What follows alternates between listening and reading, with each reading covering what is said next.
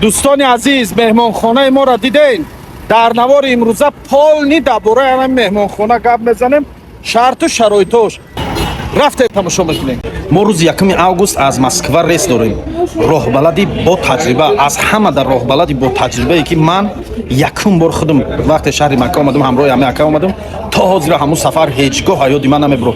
با تمام نازکی هایش شما را میفهمونند و همین سفری کرگیتون راحت میکنیم. کدام نفری که از نام اسماعیل توجی گپ میزنه $50 که برای مثال نمی گراجدانای روسیه $1400 $1350 نام اسماعیل توجی وقتی گپ زدیم برای گراجدانای سنگه باشه $1450. در این پول چی داخل میشه؟ زیارت مزارات مکه، زیارت مزارات شهر طایف، زیارت مزارات مدینه، 3 وقت خوراک در مکه، 2 وقت خوراک در مدینه، یک بگاه را انتخاب میکنیم. ضیافت در باغ خرما شب نشینی میشد.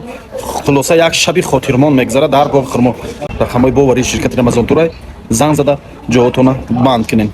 آرامیش، راحت و خدمت رسانی شایسته برای مهمانانی خانه خدا.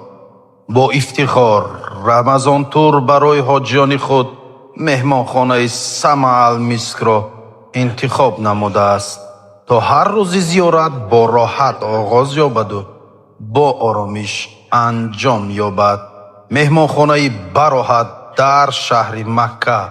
شرایط مهمانخانه: بینای معاصر با 15 آشیانه، حجره های براحتی 2، 3 و 4 نفره، کاندیسیونر در هر حجره، وای فای رایگان، حمام و حاجتخانه علاهیده، لیفت های با سرعت، تازگی و خدمت رسانی های منتظم، 3 وقت خوراک گرم و با صفت هر روز، نهاری، نصف روزی و شام. مهمانخانه در مسافه تقریبا 1.5 کیلومتر از مسجد الحرم جایگیر بوده. برای آسانی مهمانان اتوبوس خدمت رسانی نیز دارد. ما باور داریم که حاجی باید وقت خود را به عبادت بخشد، نه به تشویش های سفر.